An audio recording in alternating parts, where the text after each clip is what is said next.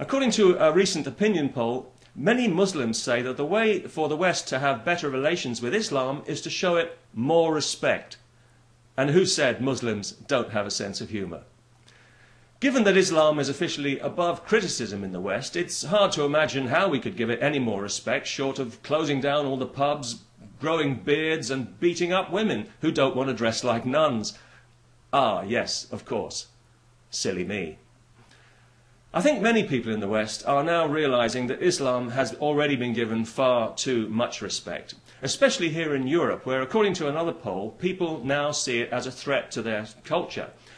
They carry on accommodating its every demand, of course, but this is not because Islam is welcome in Europe, far from it. It's because people have been conditioned by the lie of multiculturalism to believe that what they should think is more important than what they do think.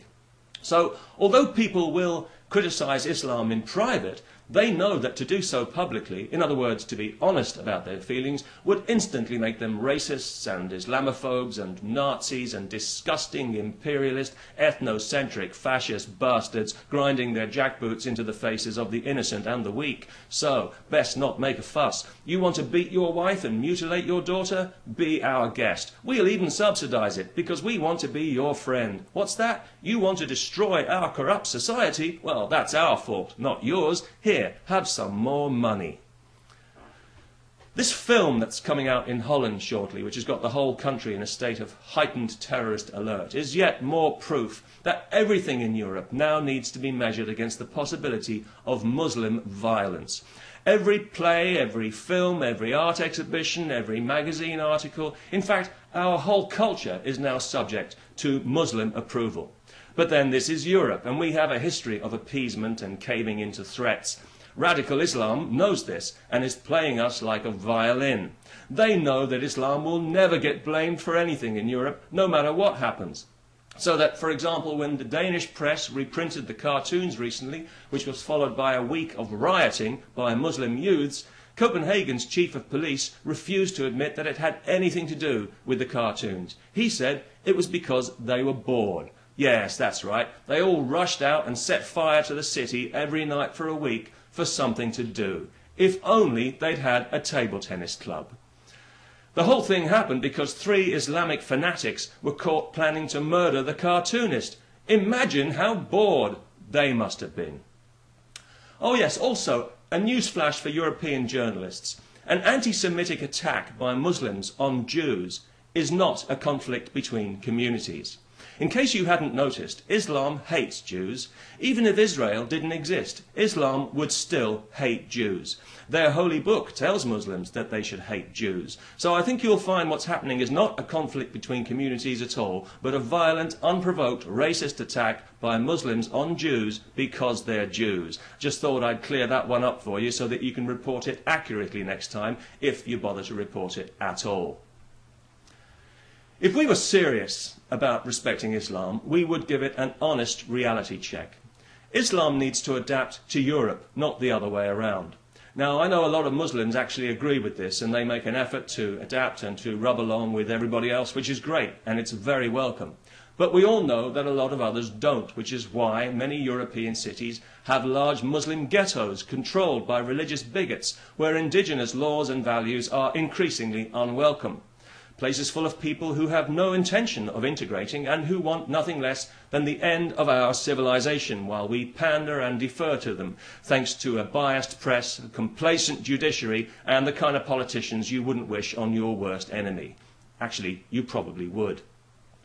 And this situation is as much a threat to the freedom of ordinary Muslims as it is to everybody else. And it's a clear indication that what we need in Europe now is not more respect for Islam, it's less respect for Islam and more respect for ourselves. We need to stop pretending, because that's what we're doing, pretending that all cultures are equal, when we can clearly see that they're not. Islamic culture is not equal to Western culture. It encourages violence against women, against Jews and homosexuals. It sanctions polygamy and marrying old men to young children in a disgusting travesty of human relations. Anyone in the West advocating these kinds of values would very quickly find themselves in jail. It's not equal. It's inferior.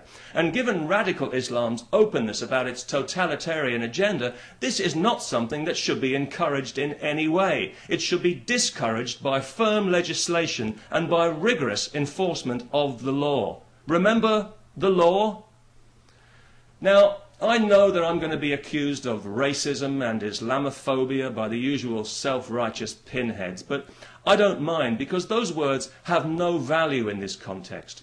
One has been neutralized by repeated dishonest misuse, and the other is just a barefaced lie concocted by the political left in tandem with the religious right in a marriage of convenience which is, well, quite simply beneath contempt. A phobia is an irrational fear. Resisting Islam is not irrational. Pandering to it is irrational. Indulging the lie that Islamic culture is somehow equal to Western culture while ignoring the victims of that culture is more than irrational, it's downright criminal.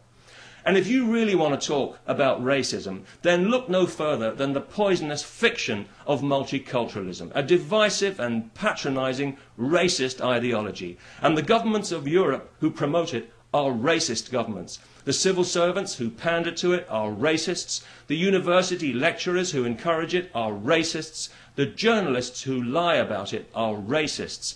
And the ordinary people who say one thing in private and another in public are cowardly, racist hypocrites. If we can't bring ourselves to say what's in our hearts when it truly matters, then we've already given up our freedom, and with it the freedom of future generations, which is something that we've got no right to do. We didn't earn this freedom. It was handed to us on a plate by people who did earn it with their lives. We don't own it. We're custodians of it. It's not ours to give away. So it's time to speak up, Europe. It's time to stop whining and bellyaching about the Americans for 5 minutes and show a little backbone for once. Just once. Or do we want to spend the rest of our lives cowering like frightened mice from a handful of violent bigots who think they have a right to poke a finger into our chest and tell us how we're allowed to live, what we can and can't do, say and think? Well, I don't know about you, but anyone who asks me that question is going to get a very short answer. And I'll give you a clue, it won't contain the words Allah or Akbar. Peace. Wouldn't that be nice?